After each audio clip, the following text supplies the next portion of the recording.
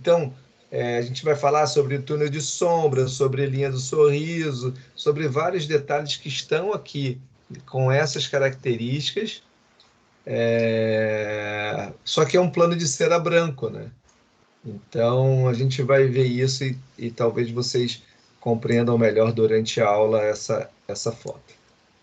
Bom, só para a gente alinhavar com o que foi falado no seminário, né? Você tem a base de prova e o plano de cera, e a base de prova é em resina, né? Ela tem que ser rígida, não muito espessa, não tão espessa quanto a moldeira, mas ela tem que ter características de rigidez.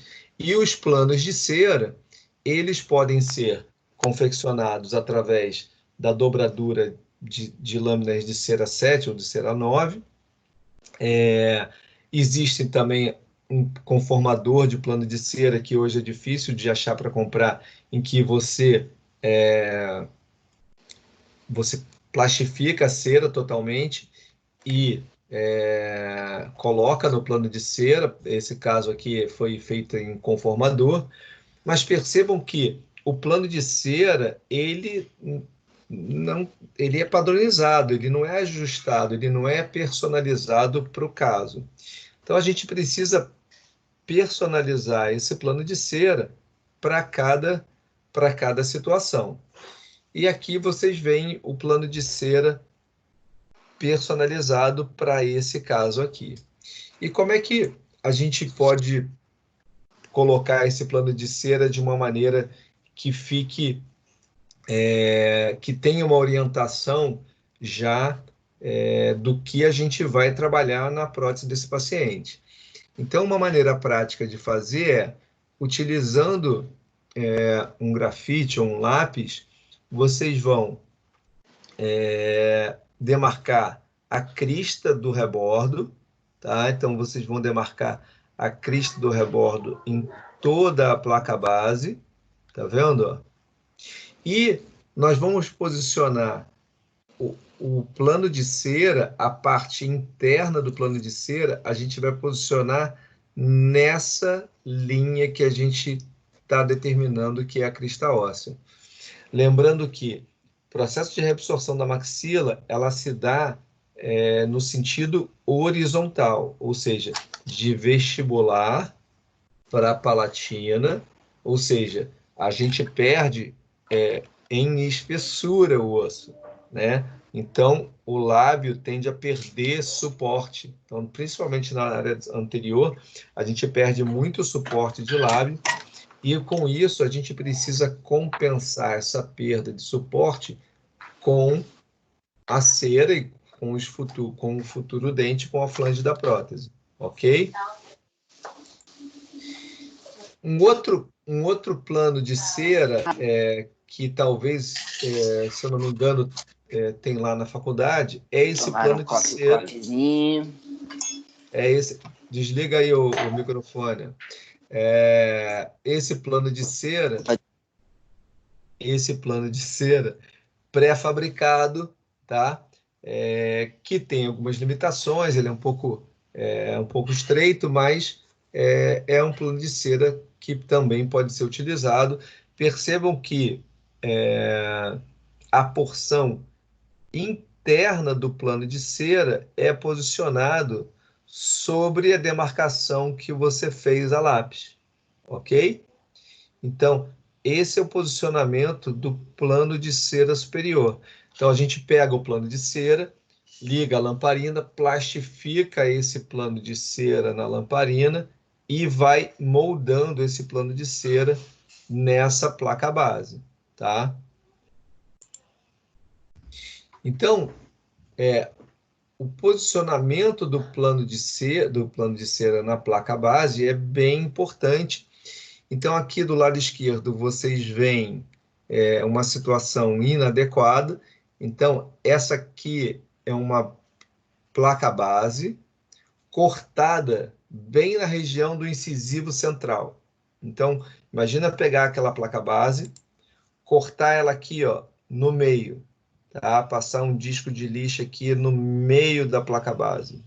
tá? Bem na região do central, onde tem a papila incisiva. Então, nesse caso aqui, o plano de cera foi posicionado exatamente na crista óssea. Isso faz com que você não tenha o suporte de lábio adequado para o paciente. Então, o posicionamento adequado do plano de cera é a de 10 a 2. Isso já foi comentado em aula, né? Acho que lá no começo, na primeira aula, com o Estácio, em que a papila incisiva é uma referência, tá? Para o posicionamento dos incisivos superiores. Então, esse posicionamento é em torno de 10 a 12 milímetros da papila incisiva.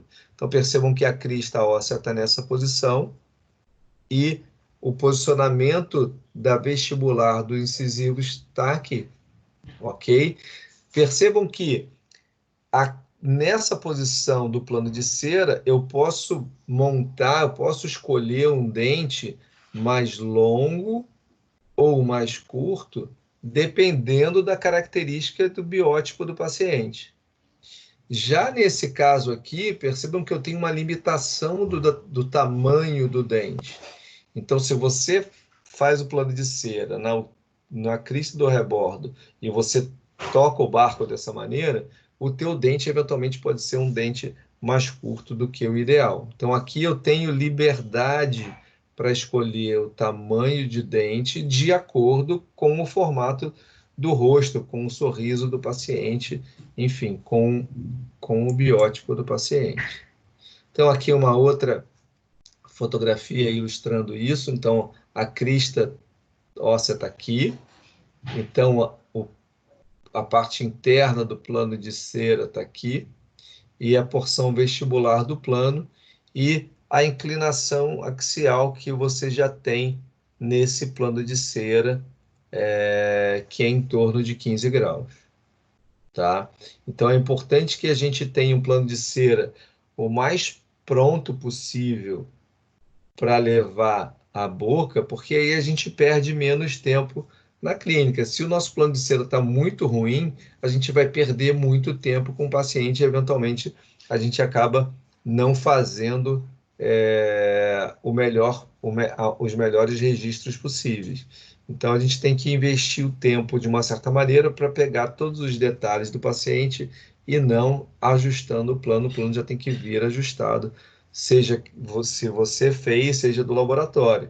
Não é porque você mandou para o laboratório que eventualmente ele vai mandar um plano de cera super correto. Então, só para posicionar vocês, no laboratório você tem hierarquias de profissionais, né? Pessoas que têm um maior grau de conhecimento, um menor grau de conhecimento, e muitas vezes quem está montando ali o plano de cera não é o cara que é o top ali do laboratório, né? Então isso é algo que vocês têm que estar sempre pensando, vocês têm que avaliar, ou quando vocês montarem o plano de cera, ou quando vocês receberem o plano de cera, vocês têm que avaliar esse posicionamento. Já no inferior, você tem uma situação um pouco diferente. Você demarca da mesma maneira a crista do rebordo. Percebam que o plano de cera também, no caso, ele é sempre padronizado, a gente precisa individualizar esse plano de cera. Então, só que o plano de cera no inferior vai ser colocado exatamente sobre a crista óssea. Ou seja, eu traço a linha e essa linha ela vai passar na parte central desse plano de cera, tá? Então, diferente do superior, o inferior reabsorve em altura, reabsorve em direção vertical. Então, a maxila reabsorve em direção horizontal e a mandíbula reabsorve em direção vertical. Então, a gente coloca o plano de cera na crista do rebordo. E isso faz com que a gente também, no futuro da montagem dos dentes, você tenha uma maior estabilidade dessa prótese. Bom, No sentido horizontal, a gente tem essa situação, no sentido vertical, a gente vai, do plano de cera, a gente vai ter altura baseada no posicionamento dos dentes. Então, se vocês olharem em vocês aí, vocês vão ter o plano oclusal, tá? A extensão desse plano oclusal, ele vai chegar na papila piriforme. Então, você tem a papila piriforme aqui nessa área. Então, essa linha alcança 2/3 da papila piriforme. Então, o que a gente vai fazer com isso? A gente vai pegar aquela nossa placa base, vai desenhar a papila piriforme na placa base e dividir ela em três. Então, você tem três partes da papila piriforme: o primeiro terço, o segundo terço e o terceiro terço. Então, você tem, entre a linha que divide o terceiro terço e o segundo terço, você vai fazer uma extensão dessa linha, tá? Para vestibular, e aí você vai delimitar a altura de acordo com essa linha, essa extensão da linha. Então, ó, percebam aqui, você tem o plano de cera na altura dos 2/3 da papila piriforme. Ah, e se eu colocar plano de cera aqui em cima, o que vai acontecer? Você vai ter que desgastar esse plano de cera 2 a 3 milímetros. Então, você vai perder muito tempo de clínica ajustando esse plano. Então, quanto melhor você levar esse plano de cera para a boca, melhor. Bom, daí a gente vai para os registros propriamente ditos. Então, a gente a gente vai determinar registros muito baseados na estética do paciente. Então, a referência que a gente começa a determinar os registros é no plano superior. E esses registros, eles precisam seguir uma sequência. Fala aí.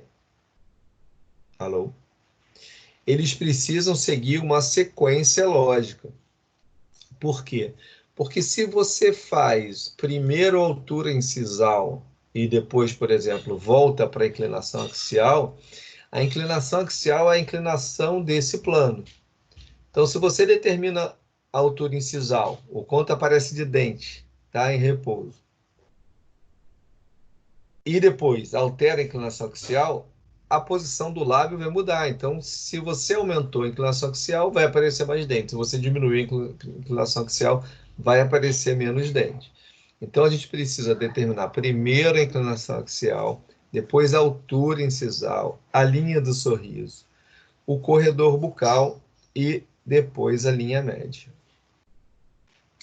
Bom, então o perfil do paciente, ele tem uma característica e ele é determinado por 3 pontos: pelo gnátio, pela espinha nasal anterior e pelo mento.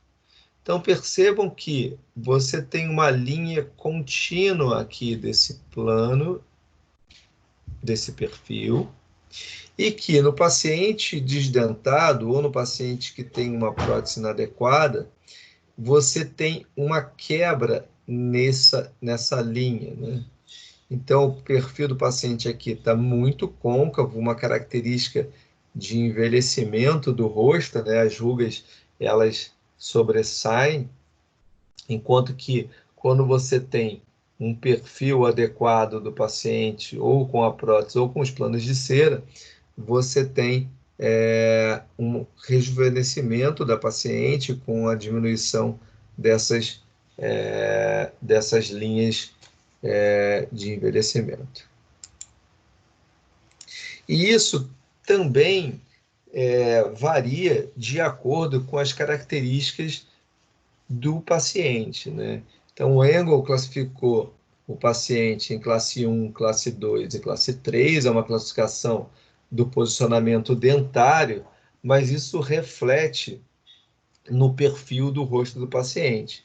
Então, o paciente classe 1 tem uma característica de um perfil mais plano, o classe 2 um perfil bastante convexo, no caso aqui já é um classe 2 bem acentuado, né? Do estilo Noel rosa, né? Com micrognatia, e você tem o paciente classe 3. De uma certa maneira, a gente respeita esses perfis, né, dentro da prótese total, em função do posicionamento também dos maxilares. O que for possível, correções menores podem acontecer, mas desde que essas correções não influenciem na estabilidade da prótese, né? Com os implantes, isso é mais tranquilo de você conseguir ajustar, né? Transformar um paciente classe 3 em classe 1, porque você tem as próteses fixas, né? A gente tem que lembrar que as dentaduras são próteses que são móveis, né? Elas são, quer dizer, são móveis, elas são removíveis, mas a inferior tem algum tipo de movimentação. Bom, e como é que a gente determina isso clinicamente, né? Então, na prática, o que a gente faz? A gente vai pegar a nossa placa base, o plano de cera, vai colocar na boca do paciente. Se você tem essa situação da esquerda, se você tem uma situação em que o ângulo entre a base do nariz e o lábio tem uma angulação maior que 90 graus, a gente precisa acrescentar cera nesse plano, né? Então, aqui a gente tem o plano de cera original em vermelho, e aqui a gente vai acrescentar cera para a gente melhorar essa inclinação, né? Fazendo com que o paciente tenha aproximadamente um ângulo de 90 graus entre a base do nariz e o lábio superior, ok? Caso a gente tenha esse plano de cera, né, leve a boca, e o paciente fique com uma angulação menor do que 90 graus, quer dizer, o paciente vai ficar um pouco bicudo, né? Então, isso não é desejável, a gente precisa fazer com que esse ângulo diminua. Então, a gente vai remover cera, tá? Dessa região anterior para a gente voltar a ter um ângulo de 90 graus. Ok? Tudo certo? Tudo certo. Tudo certo. Bom, então, nesse sentido, a inclinação axial ela é importante tanto no perfil do paciente, mas também numa visão frontal. Então, se você tem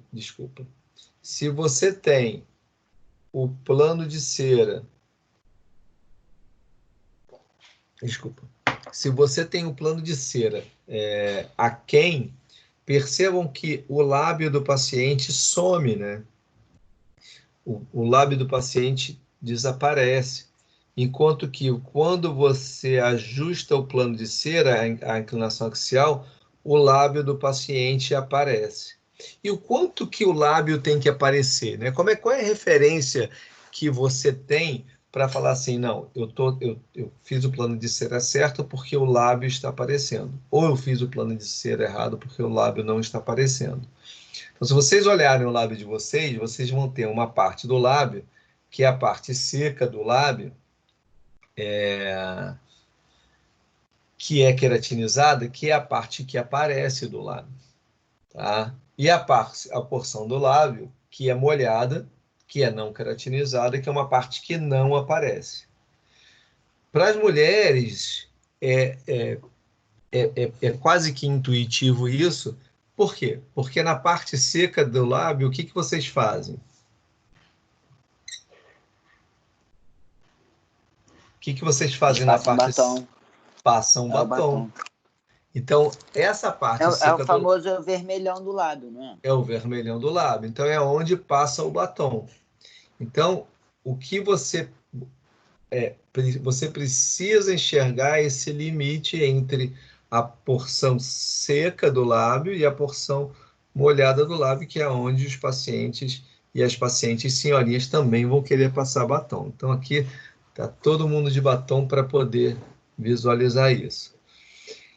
Daí, determinada essa inclinação axial, né, ela ficou para trás. Então, determinou a inclinação axial, está agradável para o paciente, mostrou para o paciente, ele não está reclamando que está bicudo, que não está bicudo. O paciente está com o lábio adequado. A gente vai determinar a altura incisal. E a altura incisal varia muito. Em pacientes, em pessoas, em indivíduos jovens como vocês, nas mulheres aparecem bastante o dente, né? No feminino em torno de 3 milímetros, com o lábio em repouso, tá? O lábio tem tônus bastante grande, e você tem um desenho arqueado desse lábio. Nos homens aparece um pouco menos, em torno de 2 milímetros, e nos idosos você começa a ter uma inversão, né? Você começa a ter o aparecimento maior dos dentes inferiores e praticamente o desaparecimento dos dentes superiores, né? Então, isso é uma situação indesejável, né? A gente quer que apareça pelo menos um pouco de dente superior. Entretanto, nos adultos e pessoas mais velhas, essa quantidade de dente aparecendo é menor. Então, como referência, a gente usa aí em torno de 1 milímetro para os homens, em torno de 2 milímetros para as mulheres do dente aparecendo em repouso. Então, como é que eu determino isso no plano de cera? Ou seja, um paciente em repouso, eu preciso ver esse plano de cera, tá? Eu preciso visualizar esse plano de cera, que vai ser o quanto vai aparecer do meu incisivo. Então, percebam que o que aparecer aqui no plano de cera vai ser a minha linha incisal, a minha altura incisal. Ó. Então, a gente sempre tem que pensar que o plano de cera é o meu futuro dente. É isso que você tem que pensar. E visualizar o dente no plano.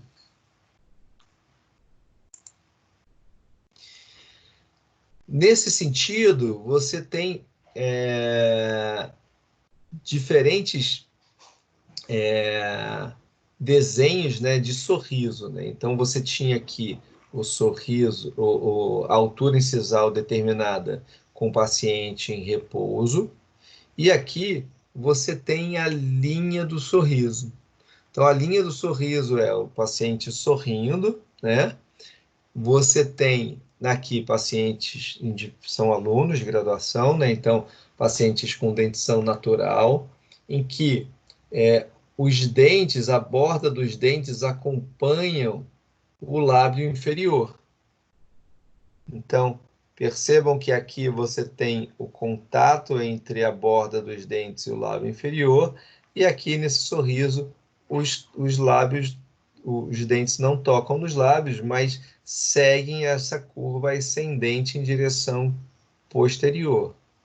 Uma outra característica importante de analisar é que aqui você tem uma aparência de mucosa, de gengiva, né, de gengiva rosa, e aqui você tem pouca aparência, só aparecem as papilas, né? Então são características diferentes, eventualmente a estética em si, né? Pode aumentar, a gente pode eventualmente aumentar esse comprimento dos dentes para ficar mais estético, mas a gente não tem a foto aqui de todo o rosto da menina, que eu não quis colocar porque para preservar, mas é uma menina super bonita, então a harmonia do sorriso, né, a harmonia do sorriso com o rosto é o que dá a beleza, é o que dá a característica daquele indivíduo. Eventualmente, você tem detalhes estéticos que podem ser melhorados, mas que eventualmente não influenciam na beleza da pessoa. Isso é importante da gente perceber. E a gente visualiza situações opostas, né, quando você tem planos oclusais inadequados. Então, você tem um plano com uma inclinação para o lado esquerdo do paciente, né, uma inclinação acentuada, em que gera além disso, você tem queilite angular, né, então você já percebe aqui que tem dimensão vertical alterada, tem plano oclusal posicionado de maneira inadequada, daqui a mesma coisa, plano oclusal inadequado, queilite angular, ou seja, dimensão vertical alterada. Então, são situações que a gente olha e nitidamente vê que tem algo errado na prótese e que está feia, né? Que está numa situação completamente fora dos padrões, tanto de estética quanto de beleza. Então percebam que quanto maior for a discrepância do normal, né?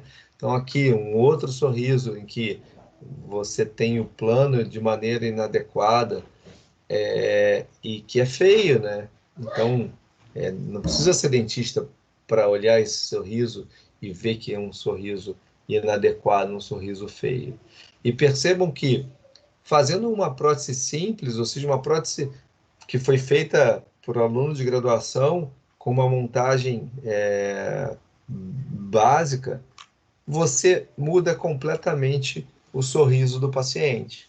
Então, percebam que quanto pior vem o caso, quer dizer, quanto pior é a situação inicial, melhor, mais fácil vai ser transformar esse sorriso num sorriso mais agradável.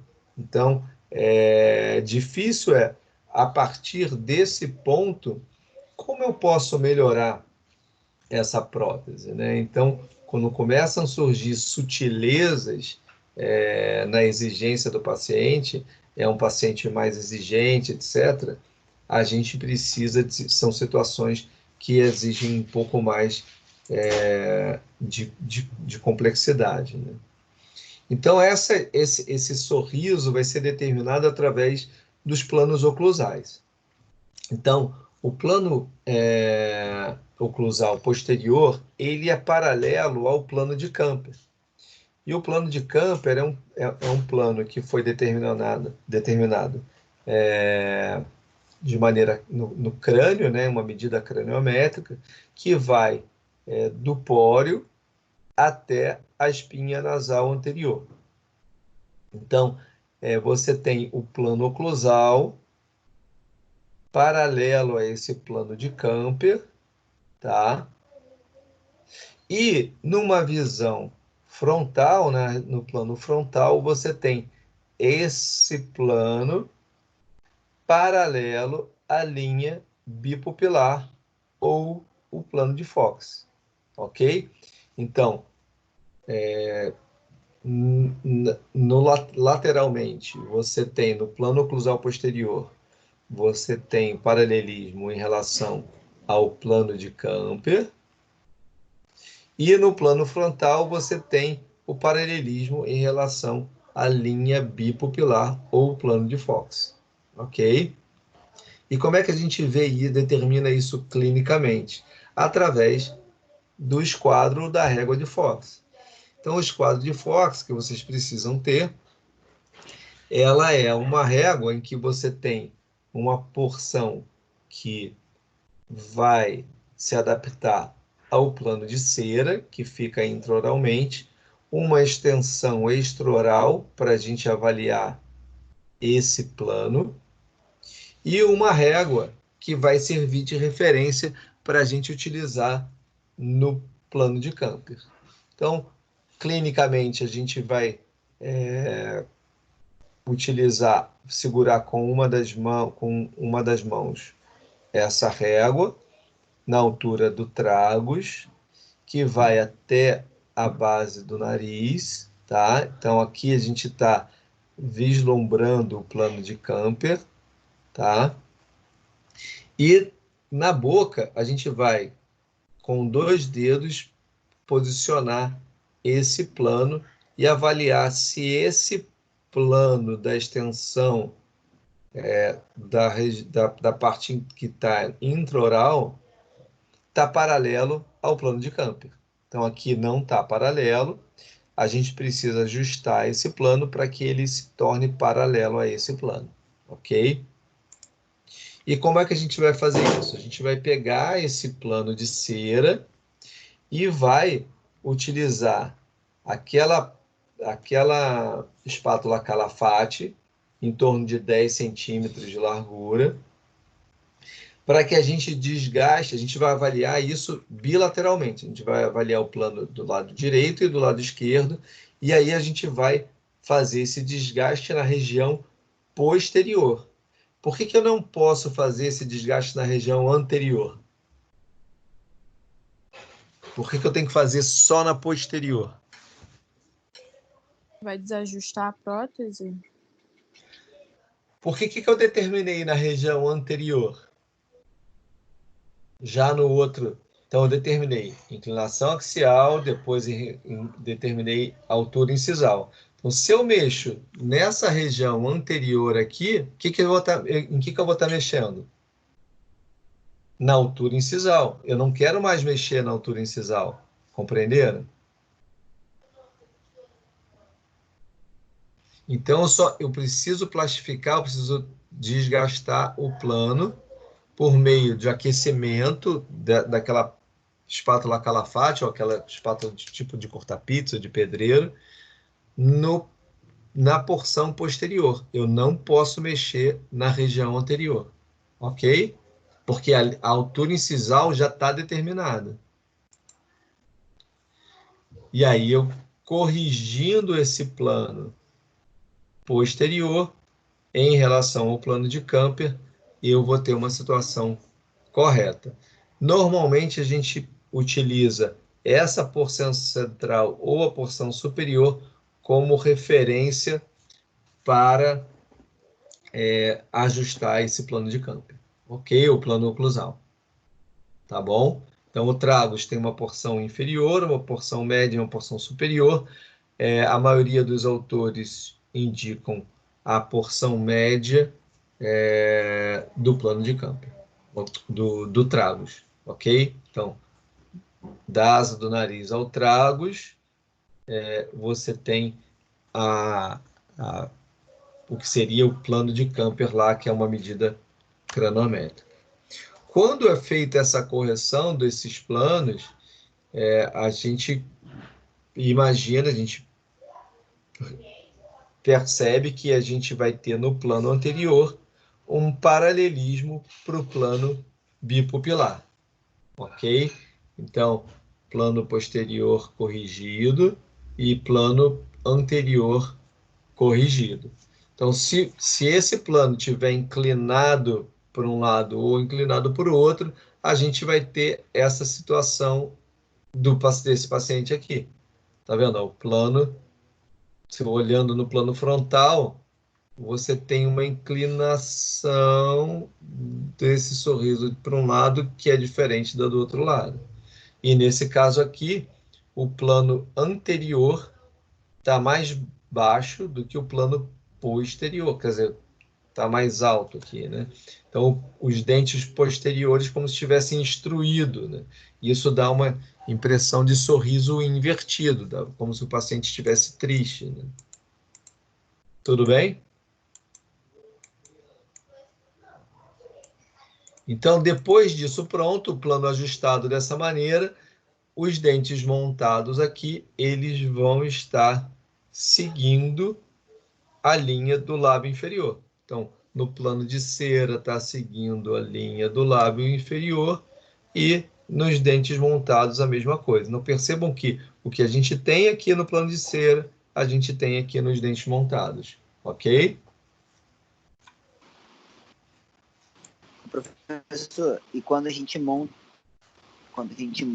os dentes, acho que ficou até melhor com o dente. em vez do plano de cera. Isso, porque como o plano de cera é vermelho, né? Traz uma imagem um pouco forte, né? É mais difícil de visualizar. Quando você tem os dentes, você visualiza melhor. Mas o que é importante é que a gente enxergue isso aqui, né? Aqui, antes de fazer. Mas eu tô falando até em relação que, se você olhar aqui no lábio esquerdo, na comissura do lábio esquerdo, aparece mais tecido, mais mucosa, né? Quando coloca o dente, essa mucosa não aparece mais. Aqui, ok. A gente vai ver isso agora. Aqui o tom de sombra tá um pouquinho, aparecendo um pouco menos, ou está um pouquinho mais iluminado. E Aí, aqui, exatamente aí onde você isso, colocou a setinha ali, aparece mais isso, tecido mucoso. Isso aí. isso. Então aqui é que a gente ainda vai chegar nesse ponto, que é o corredor bucal, tá? Tá. Então, aqui a gente definiu o plano, né? Anterior e posterior, fazendo com que o sorriso fique alinhado anteriormente e que tenha uma curva ascendente em relação que é semelhante à do lábio, ok? Daí você tem o corredor bucal, que é o que você visualizou ali. Então, e esses detalhes, eles são importantes de serem percebidos, né? E percebidos em paciente dentado. Então, vocês perceberem uns nos outros, nos seus familiares, essas características diferentes em cada pessoa, que são padrões que são aprendidos na prótese total e que são levados para as outras disciplinas, ou seja, para dentística, para periodontia, para prótese. Então, percebam que você aqui tem, eventualmente, um comprometimento estético em si, mas olhando essa imagem, a gente tem que. Isso é importante a gente entender, né? Até quanto um comprometimento estético altera o padrão de beleza da pessoa, né? Então, a pessoa pode ser bonita com esse padrão estético, entendeu? Então, muitas vezes o que às vezes fica estranho, né? Vamos aumentar esse dente aqui, né? Vamos diminuir a exposição da gengiva dessa paciente. Aí aumenta o dente, faz um laminado, faz aumento de coroa clínica, e aí quando você olha para o paciente e fala assim, nossa, esse dente não combina com essa pessoa. Por quê? Porque, eventualmente, a beleza da pessoa está relacionada àquela característica estética dela. Então, transformar todo mundo num padrão, né, num padrão igual, eventualmente gera essas distorções, um sorriso que não se encaixa no perfil, no biótipo do indivíduo, né? Então, a gente tem que ter muito cuidado quando a gente faz essas modificações. Então, inclusive, tem um caso que é muito famoso, até da Débora Seco, que eu vi isso no iDente com o Monte Alto. Ela chegou, falou que queria o dente igual de fulano. Ele falou, desculpa, o dente igual de fulano não posso fazer aqui, você não vai ficar legal. Mas eu quero. Aí ele fez, aí ela foi para casa. Quando ela voltou no consultório, ela falou assim, pelo amor de Deus, tira esse dente que não combina comigo, porque tá horrível. Ele falou, eu avisei. Então, assim, a gente às vezes faz o que o paciente quer e o paciente não gosta. Entendeu? Porque ele fala que quer igual o de alguém e aí não fica legal, ele fala... E você fala assim, eu avisei. Entendeu? Ela foi muito zoada por isso, aí, coitada. Foi, então, ele fala isso na aula no iDente, inclusive. Cara, eu fiquei assim, é verdade. E aí ele botou a foto do antes e depois, você vê que, tipo assim, ficou muito feio. Mudou completamente o padrão dela. Aí ela pediu pra trocar. E aí, quando botou um dente pra ela, né, pro biotipo dela, pra beleza dela, aí ficou legal. Então, você vê, essa aqui, a Ana Paula Padrão, era uma âncora da Globo, né? Então, percebam que você tem aqui uma, um corredor bucal bem delimitado, até parece que está um pouquinho trabalhado aqui no Photoshop, esse corredor bucal. Mas os dentes, eles são dentes relativamente pequenos, né? Quer dizer, mas combinam com o biótipo da paciente, né? Você tem uma harmonia no rosto, né? A gente, quer dizer, para mim é uma pessoa bonita, né? Então, a gente tem que, de uma certa maneira, respeitar essas características, e aqui a gente vê um túnel de sombra também muito bem marcado, né? Então, isso vai ser definido, né? O corredor bucal é o espaço entre a vestibular, né? Dos dentes superiores e posteriores. Desculpa, passei direto. Então, o espaço entre a vestibular dos dentes posteriores e a mucosa jugal, tá? Então, é importante que essa porção escura apareça, por quê? Porque dá profundidade ao sorriso, né? A gente consegue perceber nesses sorrisos que os centrais estão em um plano, os laterais estão num plano um pouco mais atrás, o canino um pouco mais atrás, o premolar mais ainda, o molar, né? Então, profundidade de campo numa fotografia é isso, né? É você conseguir visualizar os diferentes planos numa foto que é bidimensional, mas a gente tem uma impressão muito clara, principalmente nessa foto da direita, você tem uma visão muito clara de uma visão de uma situação tridimensional, mesmo estando em duas dimensões, porque os planos são iluminados de maneira diferente, né? Então, quando você desrespeita esses padrões, o que acontece? Você tem os dentes todos num plano só. Então você visualiza no sorriso central, lateral, canino, primeiro premolar, segundo premolar e molar, né, nessa imagem da esquerda. Por quê? Porque você não tem o espaço, né, entre o dente e a mucosa jugal. Né? Para um leigo, ele vai olhar e vai achar estranho essa foto, né? Ele vai falar assim, nossa, parece muito dente nessa boca, né? E o paciente chega reclamando disso, né? Eu sorrio e só aparece dente, né? Então, mas o leigo, ué, mas aonde que eu corrijo isso, né? Então, isso já começa a ser algo mais específico, né? Como é que eu corrijo isso? Eu corrijo alterando a distância entre os dentes e a mucosa jugal. Percebam aqui que nessa foto frontal, com o flash circular muito próximo, você acaba iluminando o fundo de vestíbulo, né? Aqui numa foto distante, um pouco mais distante, mas feita com celular, com flash mais modesto, você tem a formação desse túnel de sombra, bem delimitado, né? Então, aqui o túnel de sombra, ele some um pouco por causa da característica da foto, né? Então, esse flash podia ter uma incidência de luz um pouco diferente para mostrar um pouco mais. Mas dá para perceber nitidamente o espaço entre a vestibular dos dentes e a mucosa jugal.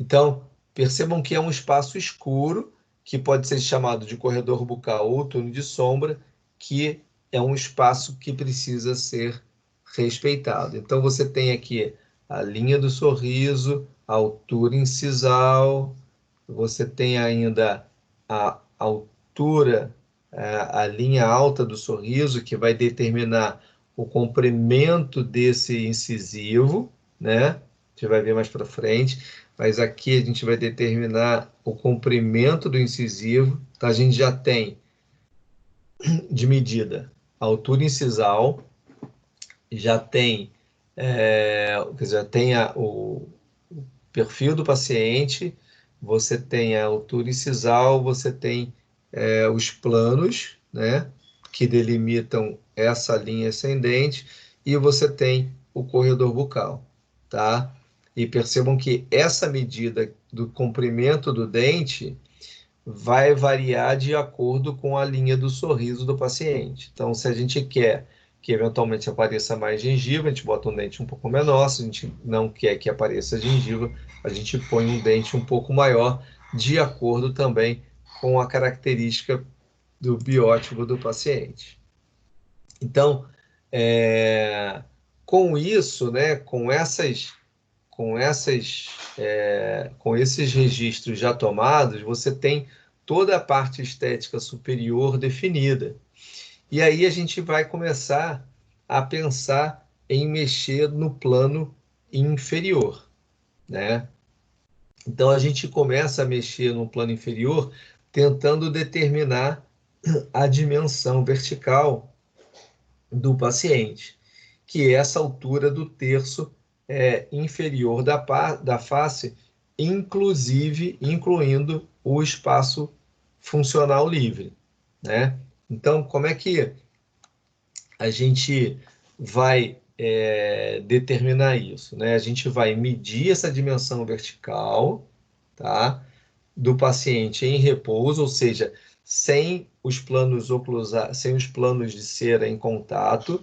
Imagina vocês agora aí parados, vocês não estão com os dentes em contato, a não ser que vocês estejam comendo, mas vocês não estão com os dentes em contato, ou seja, se vocês estiverem em repouso, essa medida seria a medida da dimensão vertical de vocês, da dimensão vertical em repouso.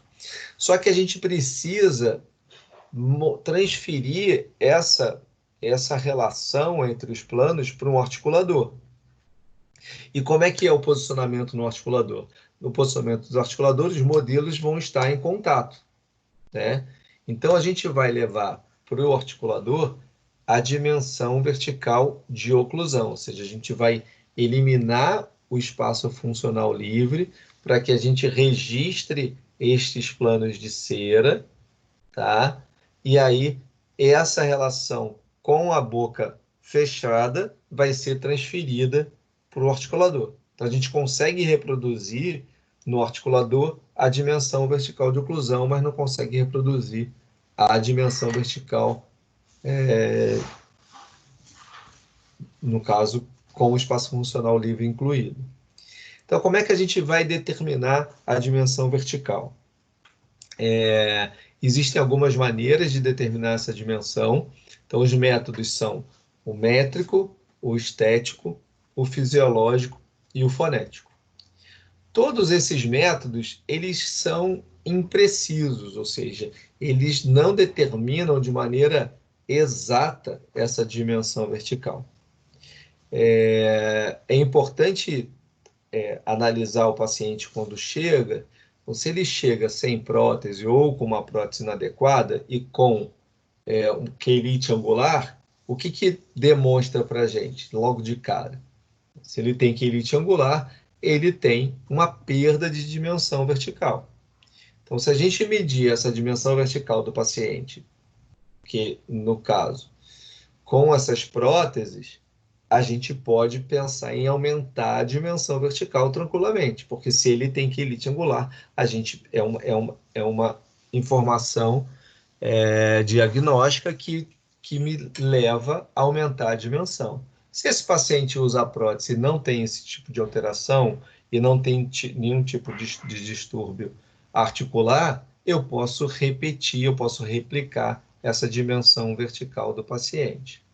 Então, o método métrico foi estabelecido por Willis em 1930 e ele fez uma observação que o terço médio da face, né, o terço médio da face sendo medido do canto externo do olho até a comissura labial, essa medida seria igual à medida do terço inferior da face com o paciente em repouso, ou seja, com os dentes sem tocar, com o espaço funcional livre. Então, você tem que essa medida aqui, quer dizer, essa medida seria igual a essa medida aqui. Então, como é que a gente faz isso? Então, a gente pega essa régua de Willis, tá?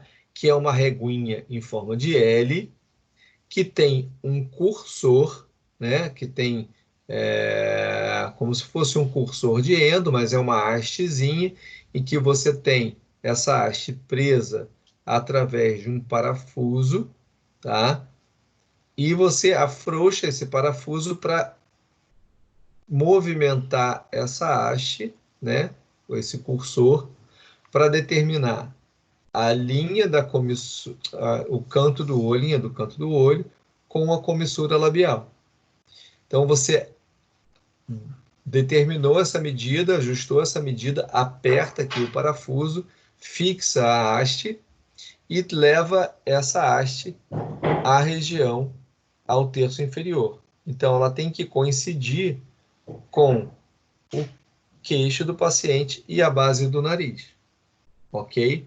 Então, esse é o método métrico, que não é muito preciso, podem haver alterações.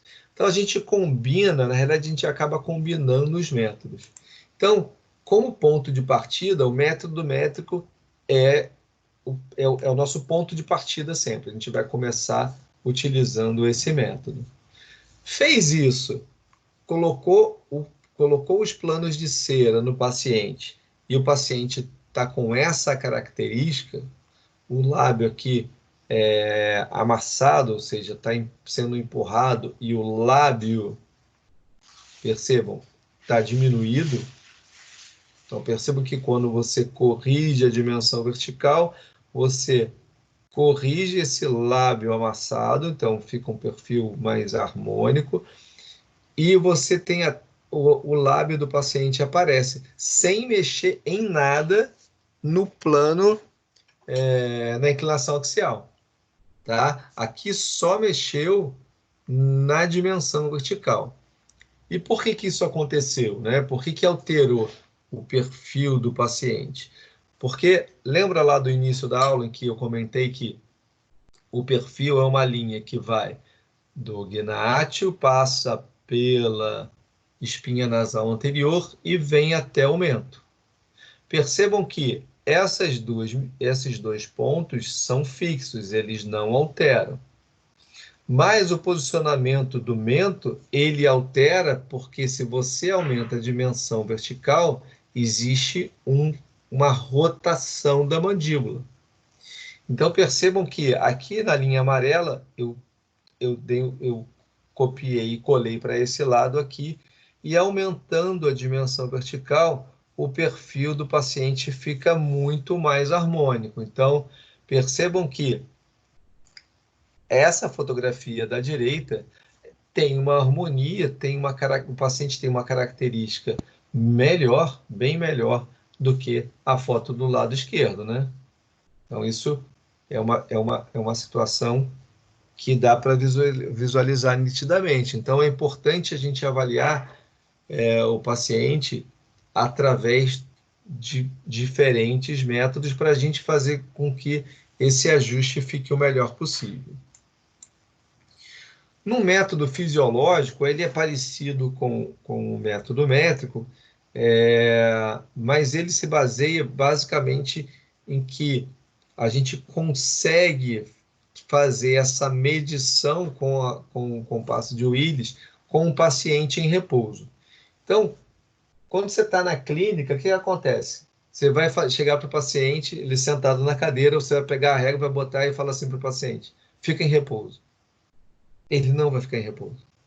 Ele vai fazer tudo, menos relaxar a mandíbula. Então, o que você tem que fazer?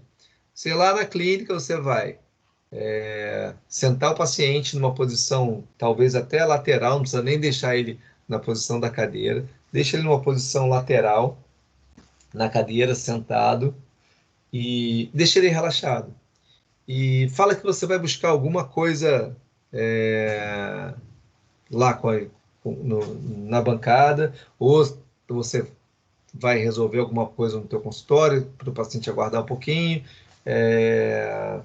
E aí ele vai ficar ali no primeiro minuto pensando no que ele está fazendo, mas daqui a pouco ele relaxa. Então deixa ali uns 5, 10 minutinhos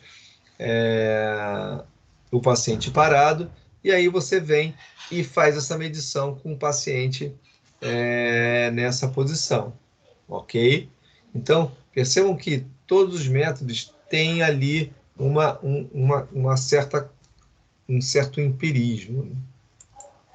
E o outro método é o método fonético do Silverman de 53, em que ele avalia o paciente falando a palavra Mississippi. E a gente pode utilizar aqui também o numeral 60, 61, 62, 63. Então, se vocês em casa falarem aí 60, 61, 62, 63, 64, você não tem o contato dos dentes, né? Os dentes, eles não tocam durante essa pronúncia desses fonemas. Então, se os dentes estiverem tocando, é porque você está invadindo ali a dimensão vertical do paciente, e isso tem que ser alterado. A questão é que fazer isso com os dentes montados, ok. Você imagina um cara com um plano de cera superior e o plano de cera inferior, falando 66, 62, não dá, né? Não é muito factível, né? Então, eu considero o método fonético um método muito mais já na etapa de montagem dos dentes, né? Os dentes vão estar montados para você avaliar se essa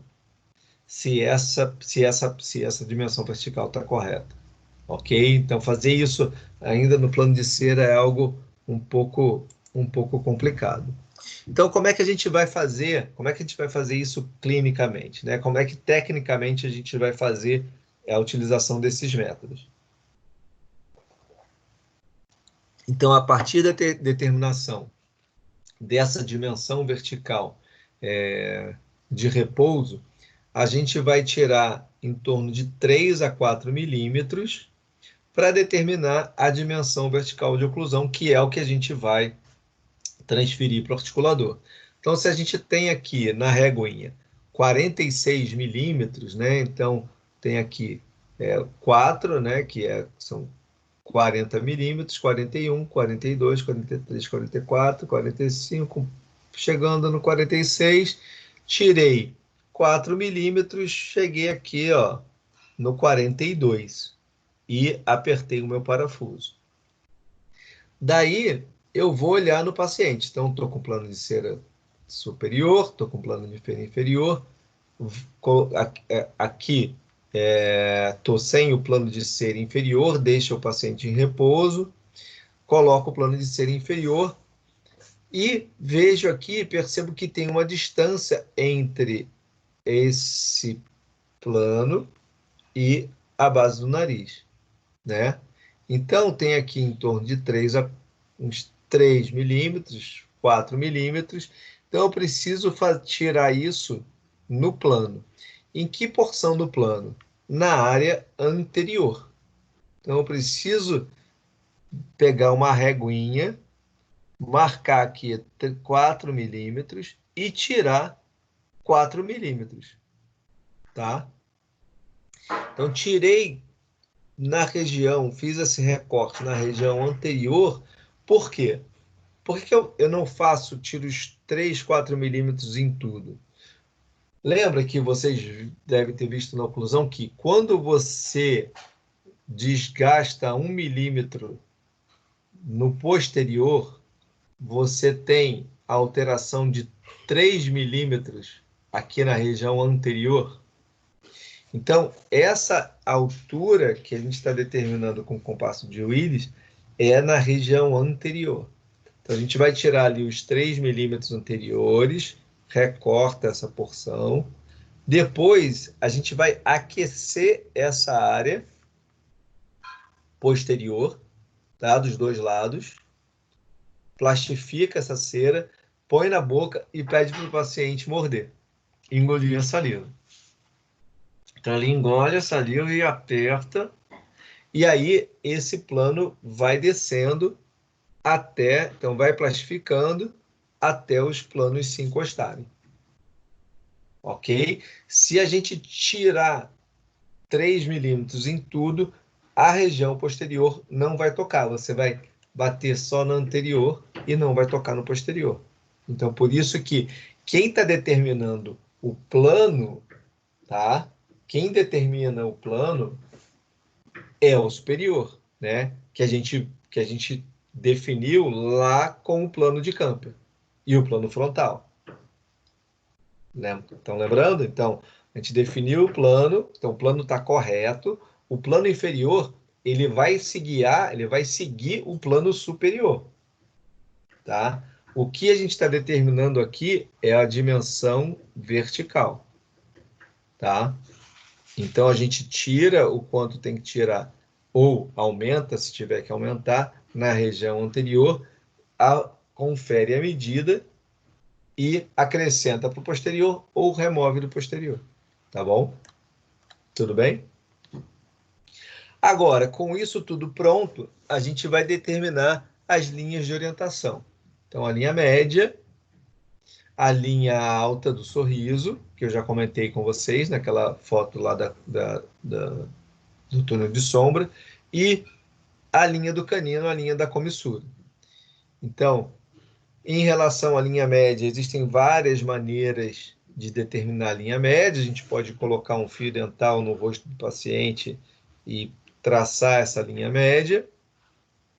Percebam que é aquilo que a gente vinha comentando, né? Então, o Tom Cruise é um cara bonito, um cara super bonito, galã do cinema e tal, e tem a linha média desviada, bem desviada, né? Então, esteticamente, isso é um fator esquisito. Então, se a gente pega uma foto desse cara e olha dessa maneira aqui, ó, a gente vai falar assim, nossa, a linha é feio, né? Quer dizer, esteticamente tá inadequado, porque ele, eu acho que não tem o lateral direito, se eu não me engano. Tem que olhar a radiografia dele lá para ver no consultório. Ele parece não ter o lateral direito, né? Então, os dentes se movimentaram. Então, a linha média dele, ela é desviada praticamente meio incisivo, né? Então, imagina você pegar para o teu paciente de prótese e falar assim, não, eu vou desviar teu dente, deixa a tua linha média desviada meio dente. Ele não vai gostar, ele vai achar feio. Mas percebam que na beleza do indivíduo, essa alteração não interfere em nada. Então, uma opção também de tirar a linha média é a região mediana, tirar a mediana do filtro do lábio. Por que os autores que defendem isso? Porque é uma área muito próxima, né? Então, você tem que ter uma referência para a linha média, né? Então, se você faz a linha média para um marco anatômico bem próximo, isso fica bem visível, né, que essa linha média está centralizada. E é importante que ela seja perpendicular ao plano oclusal. Então, um problema grave é você fazer essa linha média inclinada, tá? Então, essa linha média tem que estar perpendicular ao plano oclusal. Pior do que desviar a linha média é ter a linha média inclinada. Então, imagina se você tem os dentes inclinados para um lado. Isso é muito ruim, é muito feio. Agora, uma linha média ligeiramente desviada, vocês viram ali no exemplo da foto, não é algo que é tão perceptível. Agora, é muito perceptível uma linha média inclinada, tá? Então, a linha dos caninos pode ser demarcada através de uma espátula 7, na ponta da espátula 7, o paciente aqui em repouso, você demarca na comissura labial E aí você vai ter a distância entre os 6 elementos anteriores, ou seja, de canino até canino, tá? E aí você pede para o paciente dar aquele sorriso Colgate, tipo, Vasco voltou da quarentena e deu de 5-0 no Flamengo. Então, sorrisaço que o paciente vai dar, se for vascaíno, claro. Então, vai dar um sorriso e a gente vai demarcar essa linha de sorriso, que foi o que eu comentei que é a altura do tamanho do incisivo central, lá naquela outra foto. Bom, então eu determinei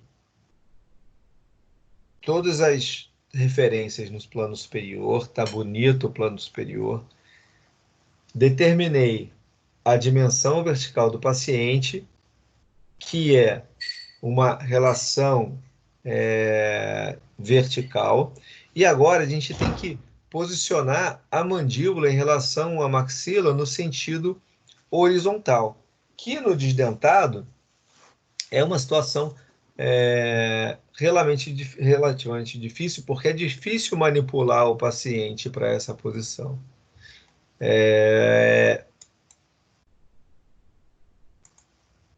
Por quê? Porque o plano de cera inferior, né, a placa base inferior e a dentadura, consequentemente inferior, ela tem muitos limites funcionais, né? Ela tem uma certa movimentação. Então, se você manipular bimanual esse paciente, o plano de cera vai sair do lugar. E aí você vai registrar o paciente numa posição inadequada. Então, a maneira de tentar posicionar esse paciente é segurando os dois planos, segurando com os dois dedos de uma das mãos o plano de cera, você manipula e posiciona essa mandíbula com uma das mãos. A outra situação é a outra possibilidade é pedir para o paciente engolir a saliva. Então, por isso que naquela hora que eu comentei de plastificar o inferior e pedir para o paciente apertar engolindo a saliva, é porque daí ele já vai jogando esse registro para essa relação centro, ou para uma situação próxima à relação centro. E aí, estando os planos ajustados, a gente vai unir esses planos, e aí tem algumas maneiras de unir esses planos. Então, pode ser com um clipe, um grampo de grampeador. Então, a gente faz um X para um lado e para o outro, dos dois lados, estabiliza os dois planos e vai tirar os dois planos da boca para montar no articulador. Ou em algumas situações em que você precisa... percebam que para eu tirar os dois planos da boca, esse plano não pode estar preso em alguma coisa. Quando a gente faz implantes, esses planos eles vão ficar fixos nos implantes na hora do registro. Então, eu não posso unir esses dois planos porque eu não tenho como tirar. Então, eu tenho que fazer de uma maneira em que eu tenho uma inter-relação entre esses dois planos, mas que ele possa ser removido um do outro e removido isoladamente. Então, eu preciso transferir todos esses registros para o articulador. Então, como é que eu vou fazer isso? Eu posso fazer com um plano de Camper, que a gente até sugere de comprar, não sei se esse período daria tempo, mas a gente sugere de vocês comprarem, porque aí vocês vão pegar o plano de cera que vocês realizaram e vão montar no articulador. Na sequência, como é que isso pode ser feito? Você pode, eventualmente, fazer esses registros, já monta no articulador e depois faz o ajuste da dimensão. Então, você posiciona o plano de cera de acordo com essas linhas horizontais e linhas verticais. Então, você centraliza a linha média nessa linha central,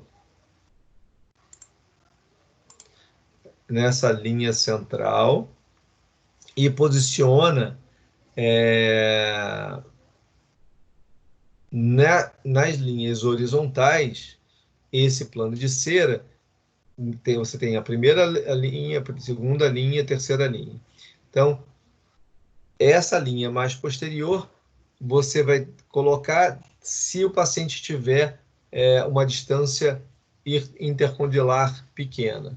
Se ele tiver a distância intercondilar grande, vai ficar nesse primeiro, e se ele tiver a distância intercondilar média, você vai colocar nessa porção, nessa linha do meio, tá bom? E aí, tá no articulador, vaza o gesso aqui, então vocês vão fazer um suspiro de gesso melhorado, pode colocar o gesso, uma parte do gesso na bolacha do articulador e um pouco de gesso no modelo, e vai fechar a parte superior do articulador. Montado o superior, tá? Já com gesso aqui, você vai interrelacionar, como eu falei, aqui no caso, um clipe. Aí tá um clipe só, eu acho pouco, tá? É uma foto de livro, mas eu acho pouco, a não ser que você prenda primeiro com esse grampo e depois, com uma espátula 7, você plastifique essa área para que ele fique grudado, tá? Mas você pode usar 2 grampos, tá? Que vai estabilizar melhor esses 2 planos. E dos 2 lados, né? Então, o grampo de um lado e o grampo do outro lado, dos 2 lados. Daí, para vazar o gesso no inferior, né? Você coloca o articulador de cabeça para baixo, tá? Põe o modelo inferior na placa base e verte o gesso da mesma maneira, um suspiro de gesso melhorado para que não aconteçam muitas alterações, e depois você completa com gesso tipo 3. Então aí você tem os modelos montados e a partir daí você vai montar os dentes no articulador, tá? A outra maneira de fazer isso é com o arco facial. Então, você vai pegar o plano de cera, vai fixar no arco no garfo do arco facial, vai prender com Godiva ou aquecendo a cera, dependendo do momento que você está fazendo essa montagem, e vai fixar o arco facial no paciente, assim como vocês fazem num paciente dentado, é bem semelhante. Você remove, você para de segurar o arco facial e ele tem que estar estável, ele não pode ter nenhuma movimentação, tá? E aí você leva esse conjunto do arco facial para o articulador, leva para o articulador, vaza o gesso. Fala aí. Eduardo, Diga. quando a gente grampeia esse plano os dois, né, o inferior e o superior, você grampeia com o grampeador, não tem o risco da cera craquelar e quebrar? Não, é que na realidade... desculpa. Boa pergunta. Também estava pensando nisso, ou deformar de alguma maneira. Então vamos lá. O que acontece? Isso vai estar na boca, sabe? Isso aqui vai estar nessa fase aqui. Talvez não tenha ficado, não ficou claro isso. Não, já passou, né? Aqui. Então isso aqui está na boca, né? Então, o que eu vou fazer? Eu vou pegar o grampo do grampeador, vou tirar do grampeador, tá? Vou pegar o grampinho do grampeador e aí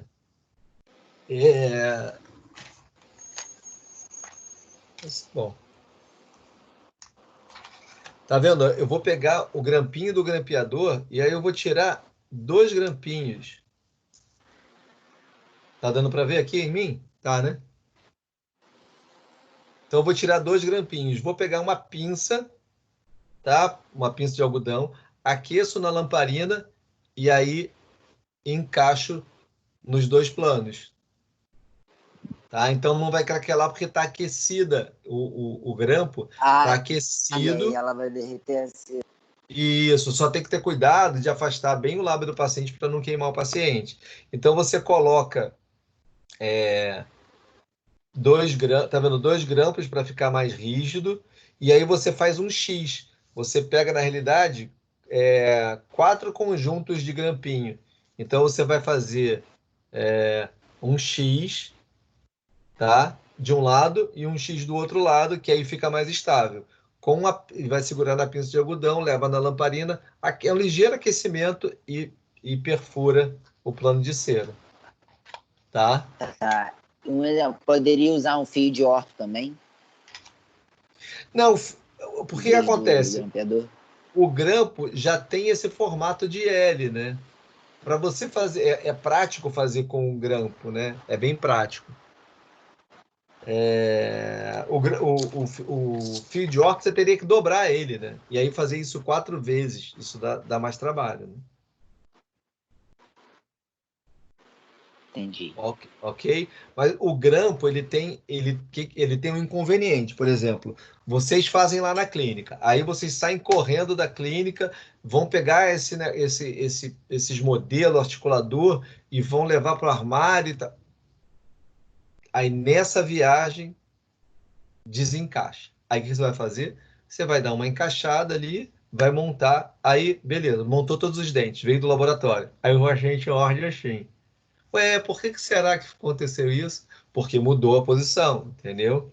Então, eventualmente, pode usar o grampo do grampeador e, eventualmente, pode até plastificar um pouquinho ali a cera entre o superior e o inferior, em alguns pontos ali atrás, para que fique grudado mesmo, para que não corra o risco de soltar, tá? Entendi. Entenderam? Essa foi mais ou menos a minha dúvida, tipo, se soltar, que não é fácil de craquelar e depois quebrar e perder isso. Essa foi a minha dúvida. Então, realmente com grampo aquecido, né? Tá. É... Obrigado, professor. E aí a outra opção que tem de transferir essa relação entre os dois planos é dessa maneira. Então, aqui tem um plano superior, tá vendo?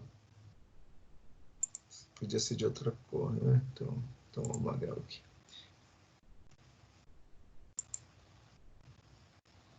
Ah, meu apontador é amarelo. Então, ó, Professor, dá para ver a diferença do plano de cera, dá para ver aqui, a né? linha.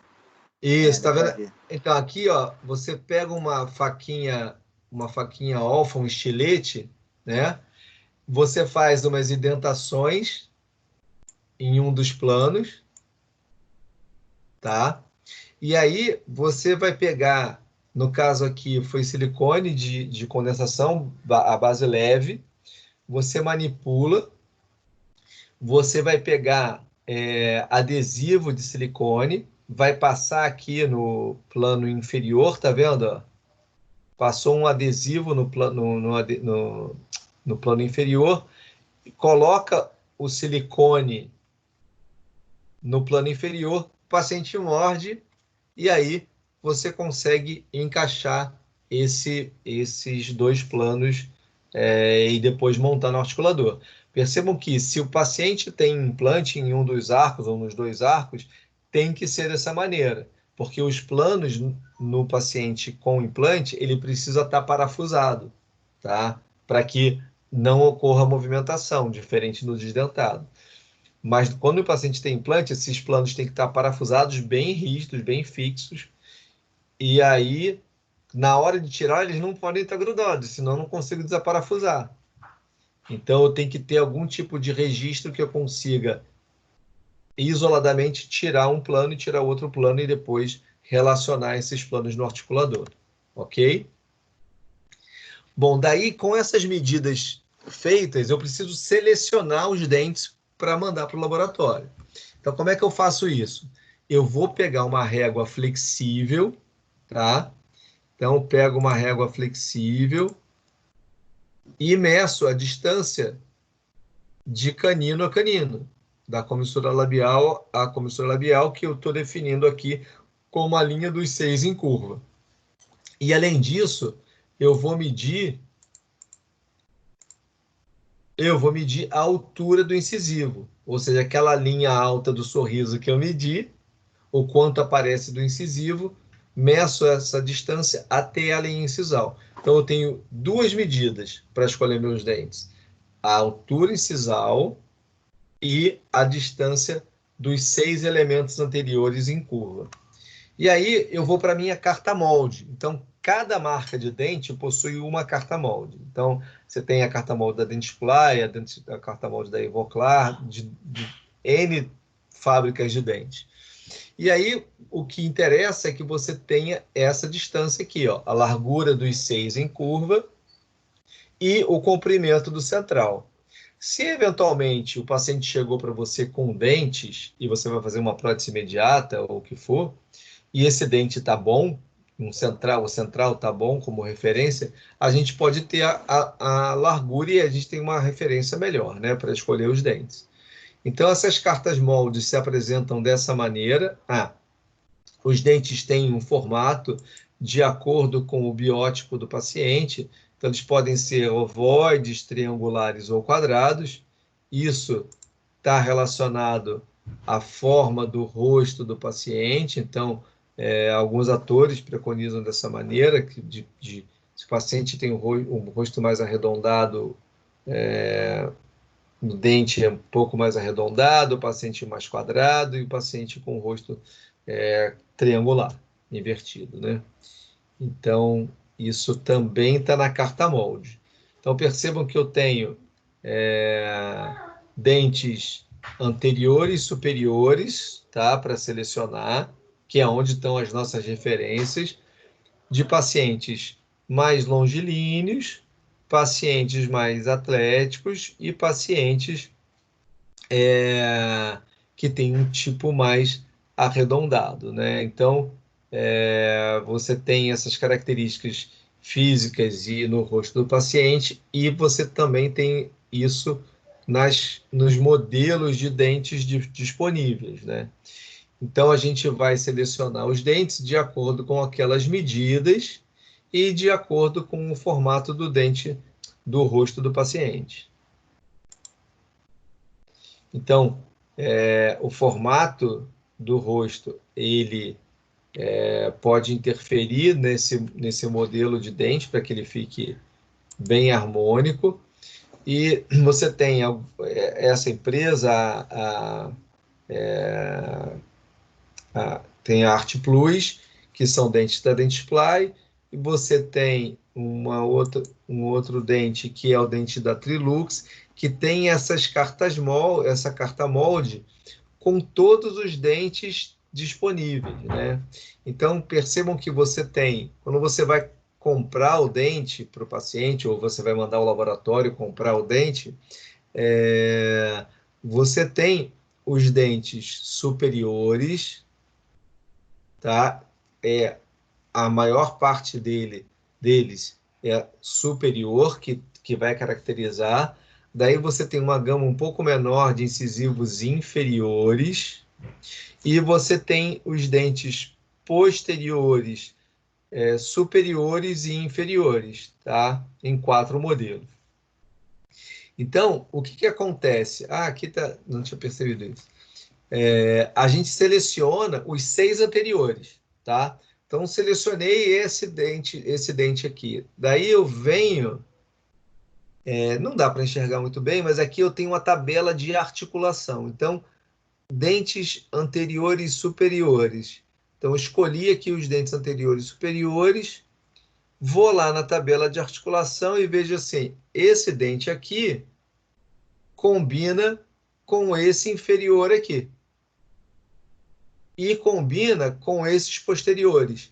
Então, a gente seleciona os 6 e os outros a gente vai avaliar na tabela de articulação. Ok? Você só segue o que é recomendado ali pelo fabricante. Entenderam? Então, a gente, na seleção de dentes, a gente escolhe os dentes, tá?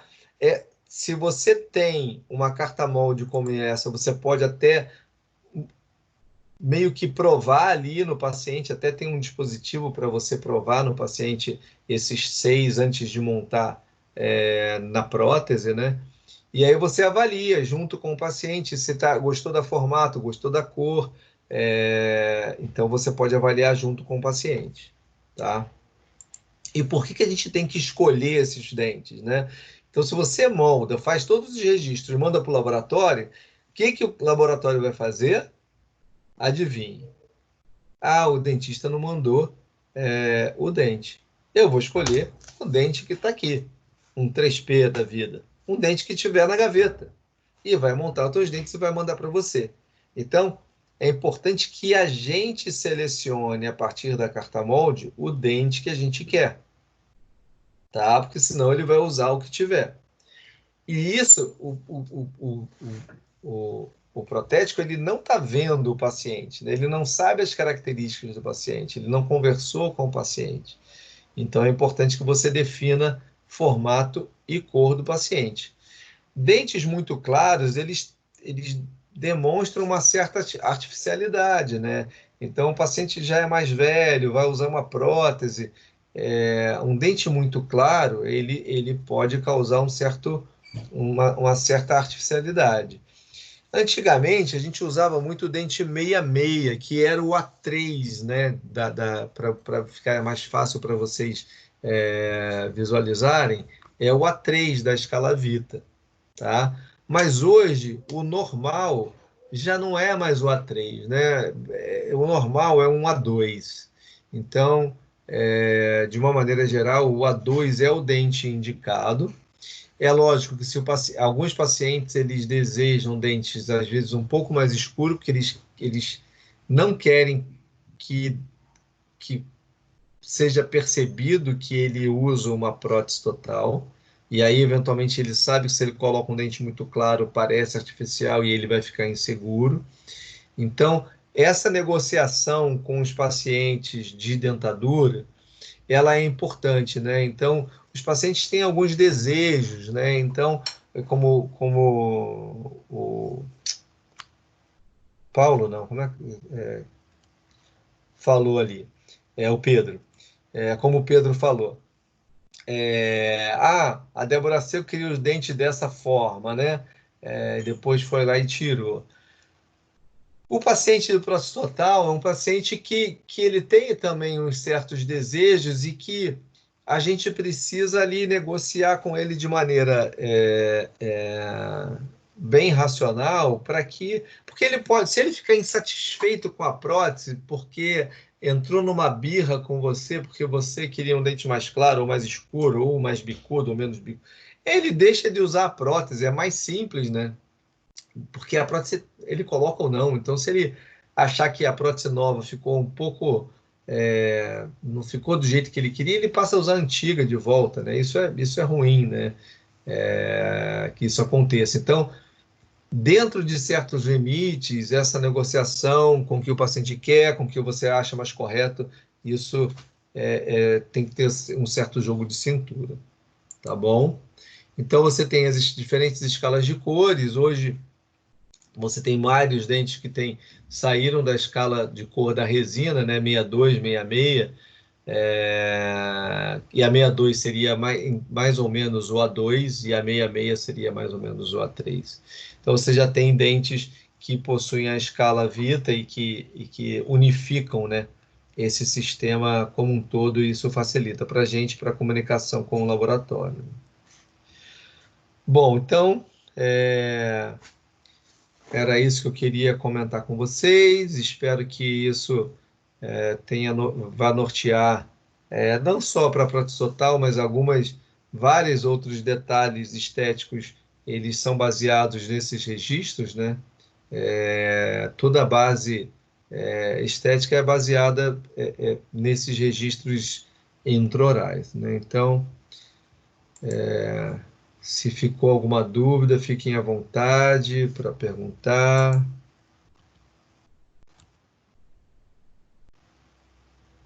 Deixa eu parar de... Então, qualquer dúvida que vocês tenham, fiquem à vontade. Tudo certo?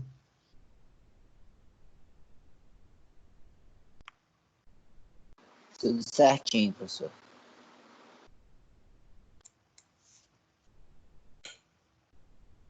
Acaba demorando um pouquinho mais, mas é uma aula que precisa... Assim, é importante que vocês consolidem, né, esses conceitos de uma maneira um pouco mais sólida, que é uma fase fundamental, né? Porque se você faz o plano de ser inadequado, os dentes vêm montados de maneira inadequada, né? Então, isso, isso é uma parte fundamental nessa parte de prótese. Então, semana que vem teremos a apresentação de vídeo em um Kahoot, depois montagem de dentes e instalação da prótese. Beleza? Se surgir alguma dúvida na hora de estudar, na hora de, transcrever a aula, que alguns transcrevem a aula, fique à vontade de, de mandar uma mensagem para o WhatsApp, fiquem à vontade de perguntar lá no grupo pelo WhatsApp. Tá joia? Então, ó, beijos para todos. Bom final de semana. Hoje é sexta-feira.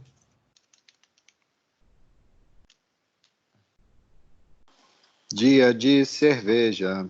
Hoje ainda tem aula ainda lá do Sobre Implantes, tem aula da ilha 4 horas da tarde, até às 8. Aí depois já tô... tem. É? Você tem dentística ainda, né? Vocês têm dentística ainda, né? Até às 6, amigo. A Flávia vai vamos estar lá. com vocês? Vai. Joia.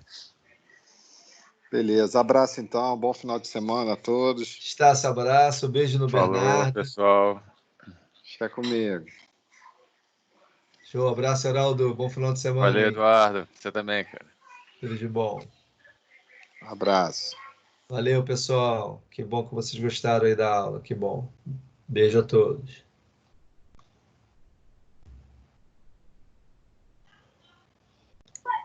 Tchau, gente. Beijo.